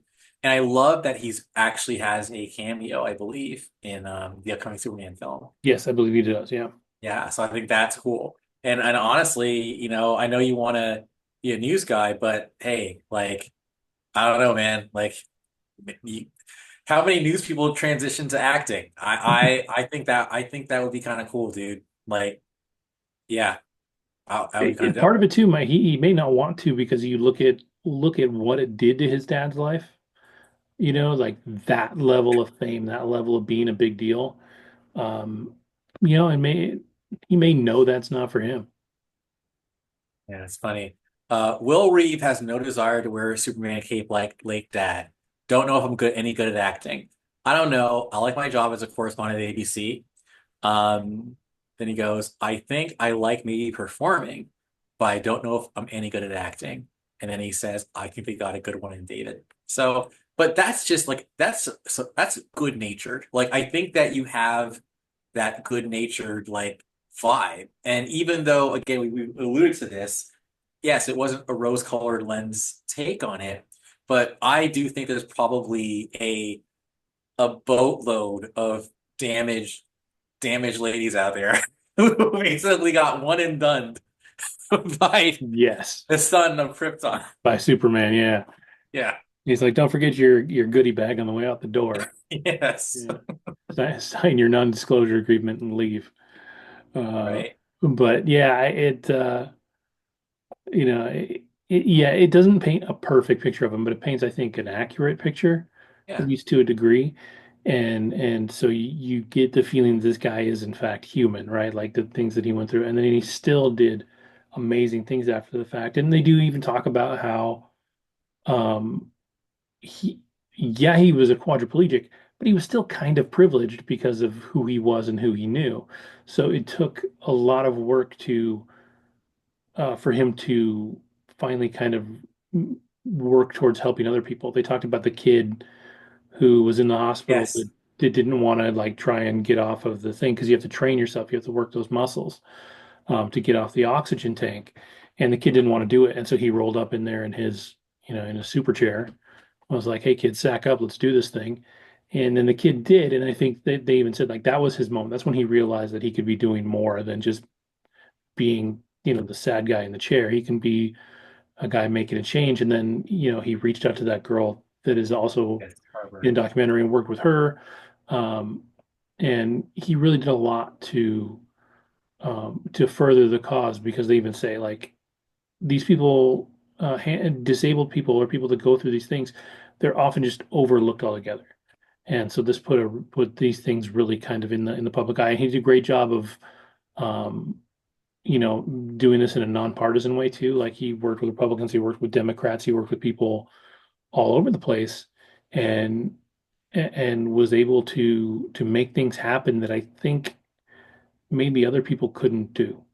Right? Yeah. Like so, it was sort of a big deal that it happened to him, uh, Yeah. because it made it more beneficial in the long run for as terrible as it was. And again, the irony, because like you literally like that's Superman. Like that's how you thought of him. And so like I love that standing ovation at the Oscars, although again for me I was almost like, is it disrespectful to stand like to clap for a guy when he can't stand? But anyway, whatever. That's me overthinking. Um but I also wanted to bring up how there's always you can't please everybody, right? Mm. So when he came out with that commercial where like he's standing up and all of a sudden there's a group of people who are disabled who are like, we don't like that you're calling it a cure because that implies there's something wrong with us, Mm. right? Which was one of the core conceits, by the way, of X3, which is why I like that movie because you can't take it to both ways. Like, but then it's like and I was team Chris. I was just like, you know what? If you want to identify as a victim, then go ahead, but that's not me. I want to change who I want to be. But then Dana came with like, okay, that's where I have to step in. And Mm. she's like, look, you can be focused on like the future, but I'm going to be focused on like the now, like Mm. the well care, like just being like because the even facilities for quality of life now needs to be addressed too. And I think that was a perfect way of them being a good team. And that's also, I think, why they worked so well together because they were a team. And they were just activity partners. And I think that Chris was someone who probably felt like I'm never going to meet like someone who like can kind of match my energy and he finally did, because otherwise it was James Bond life. And that may or may not be extremely autobiographical. But yes, I was absolutely like, all right, I'm a late bloomer, but I'm in bloom, so let's do this, baby. Ah, shit. All right, well, you know, I met her. Anyways, I I think said too much on the podcast. All right. another thing I think too that speaks to him as a person and just everything in general is that at the end, when he was getting near the end, his not ex-wife, but his children's mom came and helped. Like so, these people, this family that he created that was broken and messy, still all found a way to come together. And then they all found a way to come together and support Dana even after he was gone. Like, these things they don't have to do anymore. And they still did. So the things that he built, um, were really impressive. And I think too, one of the things that this documentary does really well is, especially in the early parts of it, it shows him as a normal guy. Like he Yeah. was not the dude that would have been cast as Superman. Like he was leaner, like he wasn't big, He worked out with Darth Vader, the guy that did the David Darth Vader suit. Krause. Yeah. Um, but yeah, he was kind of nerdy. He wasn't the handsome dude. He wasn't, Superman and all that. And um, I think this documentary just does a good job showing that, yeah, Superman was like the pinnacle of this dude's career, right? And everybody sees him as that still to this day. And if you cast a Superman, you are still comparing them to Christopher Reeve. Yes. Like It's a gajillion percent there was three or four Supermans actually before Christopher before Reeve. him. Yes. There's been a couple after. They will always be compared to Christopher Reeve. And if you think about it, he did two good Superman movies, Right? right? Like just Like, two. Just two. yeah, Like like that's crazy to me. Like and we're like they were so honest. Like I love how Will the oldest son is like, "Oh yeah, 4 was just a disaster." Like he yeah, didn't even like try to be like, "Oh well, we try to do no." yeah. He was like, it Like was that movie dog was a shit. shit show. It was a dog turd in a box in the sun. Like it just nobody wanted that. And I love how even Chris said, because back then it was true. He was like, you make an $100 million movie, whatever, like it's the diminishing returns thing. He's kind of do the same thing and it goes worse and worse and worse. And it's only recently, like I would say probably the zeros, is when Hollywood finally figured out how to make a sequel better than the first one. Yes, you got your flukes like The Empire Strikes Back, but for the most part, like, dude, if you watch RoboCop trilogy, oh my God, by the third one, you're like, what? I think they made a dude. There's just so the trilogies just get worse and worse and worse. You're Oh, just like, and but they kept making them. Like, did you ever see Universal Soldier with Jean-Claude Van Damme and first Dolph one, Lundgren? yes, I yeah, love the first one. I don't know if it's yeah. any good. It's been a long time, but I love the first one. They made Yeah. like eight of those. And like at some point, neither Dolph Lundgren or Jean-Claude Van Damme were in them, but they just kept on making them. And you're just like, what are you doing? They're like straight to video. We're just gonna go straight. I'm like, why? What are you doing? Like even three, like okay, so Superman 3 was actually the first one I saw in the theater. And of course, I was just happy to see Superman. Like that's, Yeah. like let me tell you, like as a kid, that shit was amazing. So like that, and I still think, believe it or not, I think that whole fight in the junkyard is underrated. I think that was actually good acting, personally. Mhm. I think Red Kryptonite Superman, who was like a dick, versus like, like it was cool, but they implied that even by 3, he was like, this is for the money. Like, Yeah. I didn't want to do Yeah. this. Yeah. Yeah. And It's interesting too. And going back to those other ones, like they were able to keep him for all four movies.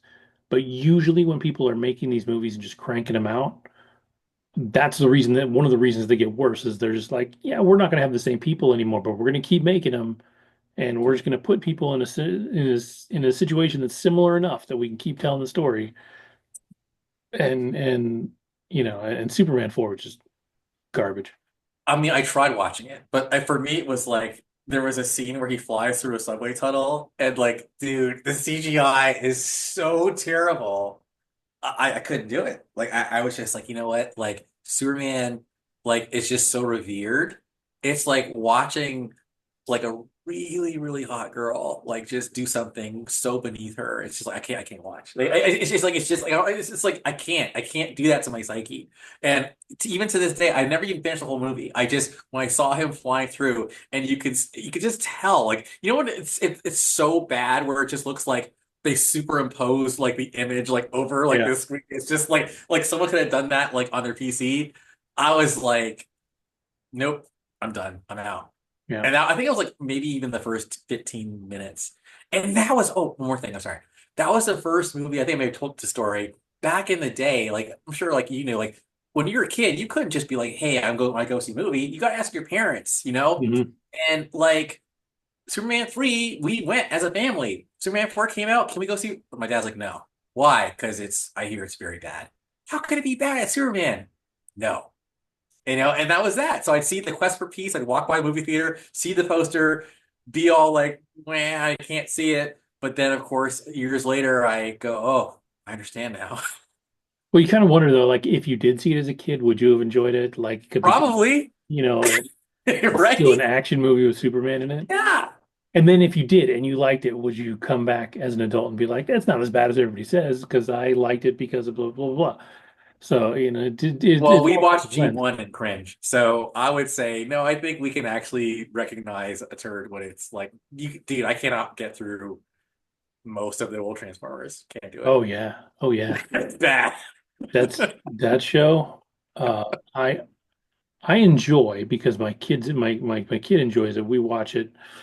I think right now we're watching Transformers Energon on YouTube. Okay. Yeah, this is terrible too. Like Oh, it's just like there has been like maybe 12 episodes of Transformers ever that were good, and the rest of them are just shit. And they like like more. Sorry. no, at least with Energon, the one that came before it, I can't remember what it's called, but um, at least they're telling a story through the whole season. Was it animated or something? I mean, I just remember They like got computer animated in there because this is the early 2000s. This is when everything was trying to use computer oh, okay. It animation. was after Beast Wars. Maybe it was like Machine Wars or something. I don't know, but either Beast Machines. Was that Beast Beast Machines? Machine. I think it was After? uh, Okay. maybe it was bef mm, Because I don't I think it was remember it was after Beast Beast Machines Wars because and Beast Machines it's because they're not the same as universe. like shitty Okay. CGI as those. Okay. Um, but like the art style is definitely done with computers rather than pencil and paper, and it just doesn't look as good. Like I'm sorry, when we talk about animated things that are great, Attack on Titan, that's done with pencil and paper. They may touch it up with some computers in there and stuff, and you see some stuff that was, done with a machine, but there was human hands involved in that in a way that I think for good animation still needs to happen. When Pixar makes a movie, they're not just letting something create this. They are designing this and they're moving the parts, like they're putting in the work. Um, but old cartoons, they were cranking them out too. You had, I think, Energon we're watching right now is 52 episodes. Like it's a That's lot of impressive though. episodes.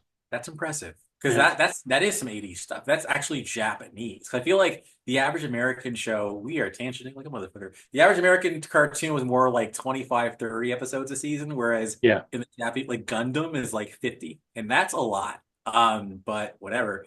I was gonna say More Than Meets the Eye, which is the first three, and then the something of Doom, the Ultimate Doom Mm. for G1. Those are actually good, Yep. But then when they turn into straight up, it is a 30-minute toy commercial. Oh yeah. That's when like, wow, this is pretty bad. Or just pure racism when they talk about going to Carbomia. Arbamia, yes. I With was like, case some leftover. Yep. I was like, what is happening? And they're like the horrible, like Saudi Arabian, like prince guy that they do. Like, I was like, Jesus Christ, we were not politically correct in the 80s at all. No.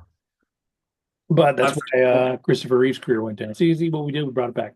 Um, no, yeah, but actually wasn't the War for Peace like they were trying to be like sort of like PC? They're like peace is good, and then it was just shit. Well, yeah, but the thing is, I feel like there was like I remember there was Nuclear Man and Hmm. I think what's his name? Gene Hackman's back, you Yeah, know? because I think Nuclear Man he created as a clone of Superman. I Right. think that's like how the character was created. And then Richard Pryor's in there for some reason. Again? Oh I no, know he was in he was in three. three. Yeah. Oh, okay, okay, Yeah. okay. Yeah. It was Um, really more of a Richard Pryor vehicle. I actually feel like three was kind of like Richard Pryor. It was like a Richard Pryor movie that had Superman in it. I mean, I'm being so I do remember even learning of what's her name? Lana Lang mhm. from Superman 3 because Played by Annette O'Toole played Lana Lang in Superman 3. yep, Is that cool? yep. That was Annette O'Toole, right? Yeah, and then she played his mom in Smallville. Um, yeah, it's funny. The Superman films. The first two were good. First two were really good, and then they Yes. went to shit. I think Donner left after the first two too, or Dude, you Donner know actually what's left even after the first crazy? one.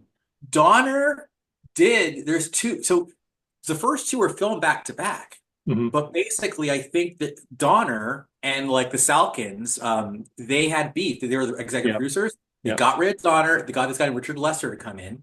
And there's the Donner cut of Superman 2 and the Lester cut. The Lester cut is what made the theater. And then yep. Lester made the third movie too. Lester was more of a comedic guy. But Donner is, yes, he's the famed Donner of Superman 1, and the Donner of Superman 2 is slightly different. I remember watching it. I think the score for the Lesser Cut's better, but I think the story of the Donner cut is actually it's more serious. Yeah. That was Donner's thing too. Like he was a pretty serious guy. Yeah. I think he Excellent. even did animation after that, and a lot of his animated films were. Maybe I'm thinking of somebody else, but I thought Donner did some animated stuff. Can't remember the studio that I'm thinking of, but um, He did Lethal Weapon, The Goonies, Lethal Weapon 3. I'm just like pulling them up really quick. But while I'm doing that, I'm also just gonna say really quick, as a kid, this is like totally like just personal. Um, I totally affiliated Star Wars and Superman together. And the reason why is because and I actually found these online. We had these bed sheets, man. Like we had these bed sheets, and there was like a Star Wars one where you had like Vader's face and yeah. like Luke, I think it was more Empire Strikes Back-ish. And then there was a Superman one, which was so cool. You see like Superman like kind of flying Hmm. and like and it's like a baby blue and like you might I'm remember that. 100% sure I had both of these. That right? Yeah, Isn't that yeah, cool? Yeah. So I think it's cool that we're talking about like Rogue One and Superman on the same show. yeah. Oh, he did Scrooged. Okay. All Okay. right. You know, I'm thinking of Don Bluth. That's who I'm thinking of, who got into animation but did a bunch of Okay. like dark animated stuff. Um, but yeah, Richard Donner was he was a big deal, man. He made a lot of good stuff, and you can see what happened when they pulled him out. You can see where the franchise went when they Yeah. didn't stick with him. And that's just a case of ego, right? That's just ego gets in the way of making a good product. And then, of course, he was executive producer of X-Men and X-Men Origins Wolverine because his wife, Lauren Schuler Donner, was the producer over at Fox, and she had a young assistant named Feige? Boom. Yep. It's all connected, baby. It's all Yeah. connected. See, man, Superman leads to Marvel. Yes. That's how I win the real world too. I think w- we're coming up on the 100-year anniversary of Superman, to be honest. So 30, 38, I want to is it say. Now, 38?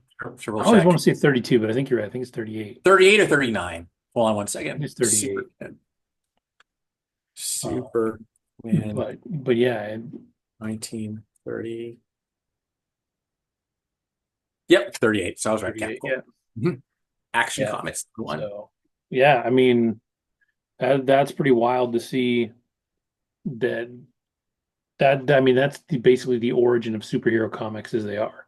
Before that, it was always detectives and and that stuff. And so um, it's it'll be interesting to see what happens on that. I think a good way to close out this show is just like some final thoughts on the James Gunn film. I will say when I watched the trailer, it was like one of the first times I actually went like, okay, like I'm no longer jury's out. I actually think this could be good. Like I like Lex. I think he looks like he's got some bite. It looks like a fantastical. I love how he's like, you know, giving an interview and you hear the transition from his Clark voice to his Superman voice, Yep. and then he's getting defensive, like they were gonna die. Like I was just like, yeah, man, like that's what I'm talking about. And then shout out really quick, went to college with Mr. Shit, what is it? It's not fantastic. Is it magnificent? Or Mr. Anyways, whoever Eddie Gathie's playing, Mr. Terrific. Mr. Terrific. Thank you. And it wasn't fantastic or magnificent, it was terrific. Yeah, so it's like I want to see a UCSB and Gaucho out there doing his thing. But and then of course, Dina's in there. Like like this could be like, and it does seem like a sunny, bright movie. So Yeah. I'm just hoping it doesn't suck, and I don't think I it will. still haven't watched that new trailer. I'm Oh, not you still want to know? entirely. I'm not entirely sure I'm going to. Like I'm on the Okay. fence. All I right. now when I watched the last episode of The Last of Us, it showed a couple of clips from it at the beginning. I don't think it showed the full trailer, but it showed some of the things from it. So like I know what you're talking about when you say that they were all going to die. That whole interview bit. Um, I'm still stoked to see her as Lois Lane. I think she's the perfect person to play Lois Lane. Um, because her work on Miss Maisel was incredible. Um, yeah, and I still believe in Gunn. I know he's cramming a lot into this movie. That's probably the biggest fear I have is that they're cramming so much into it. And I think I read somewhere that they're not going to be called the Justice League. They're like the Justice. Society, maybe, or something No, it's else. like something even cornier. It's like the Justice Oh, Pals or the Justice Friends or the Justice Gang. Justice Gang, I think, is what they're called. Because they're put together by a corporation. They're not the Justice League. is it Uh, Maxwell Lord? I think so. Yeah, it is. Yeah, Justice Yeah. Gang. Justice Gang is a team of heroes formed and operated by Maxwell Lord. Boom, there it Yeah. is. Yeah. Huh. So it'll be interesting for sure. I'm excited to. I'm going to see it. Like July, I'm going to spend a lot of money at the movies because you've got that Fantastic Four and you've got Jurassic Park or Jurassic World. Um, so I get a Yeah, reprieve for a month and then I go spend all my money. Scarlett Johansson, baby, Yep. Yep. you're back. Who has adamantly said she is not appearing in any more Avengers movies because she thinks it would be a disservice. And I think I agree. Of all the characters, her death was probably the most impactful, and to bring her back wouldn't do anything. Plus, of all the characters, I think the baton has been smoothly passed to Yelena Belova, who is firmly entrenched in there. I think it's interesting because the Ironheart trailer came out. Did you watch that? I did not actually. How was it? So the trailer looks good. It actually looks like it could be a decent show. I don't like, I don't know if I don't like the actress or if I don't like the character. I can't tell what it is that I don't like. And so people are upset that they're trying to replace Iron Man. And I'm like, well, they're not. But if you're going to have a successor, it's got to be somebody that's like, well, and I didn't like her in Black Panther. Or Black Panther 2. But like, and I still don't know why. I don't know what it is that I didn't like. Um, she's supposed to be super smart, and I think that I don't feel like she's as smart as she is playing. Like with Shuri, that comes across really well. Like she plays intelligent and kind of witty and all that stuff really well. And then this girl didn't. And that still carries over. Like she's still playing the same character. The other thing that worries me is they're really hyping that this was produced by Ryan Coogler. Um, to the point they've even done an interview with him, but he didn't direct anything. I don't think he cast anything. She's just a character that carried over from Black Panther 2, and then they're putting his name behind it. And when you start to lean into the things, it's like from the producers of blah blah blah. You're like, wait, we're naming something else to try and say that this thing is good. Well, it's funny because I can kind of he is serving as an executive producer, but Mhm. again, executive producer though, yeah, like I feel like that's just like you put your name on it and they Yeah, pay you. you're not casting, you're not writing, you're not directing.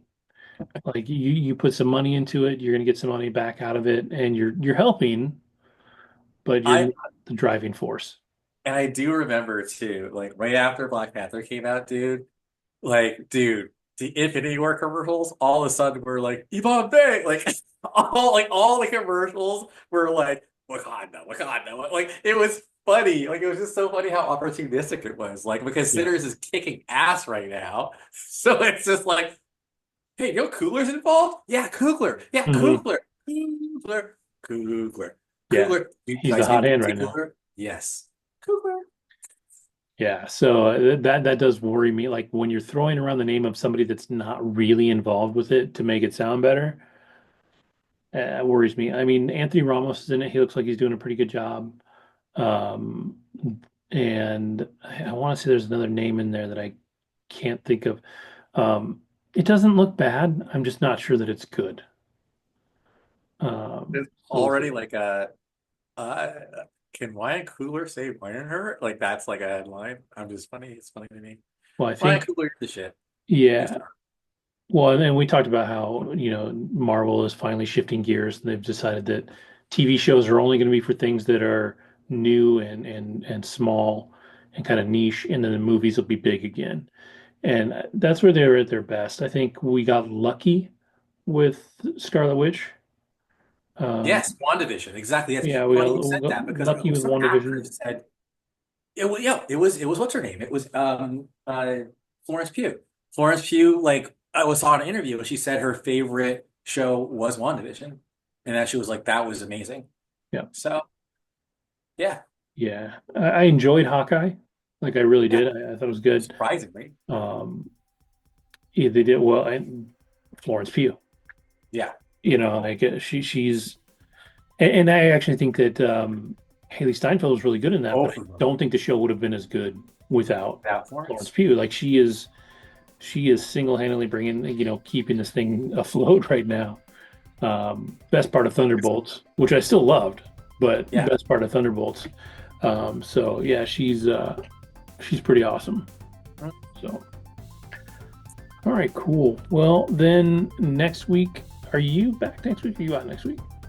Oh, Uh, it's a little up in I, the air. We can talk about that afterwards because I don't even know when I'm recording. that's right. That's And you right. know what? We've done almost every week except for one this year, right? Or have we done every week? I think I missed one at some point.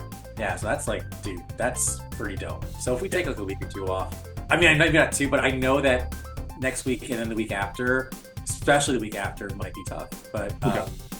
we'll figure it out. All right. So cool. Well, then with that, I will say thank you to everybody at home for watching. Thank you for listening because I did put up a ton of episodes last week on the audio, so those exist. So have a great week, and we will see you next time.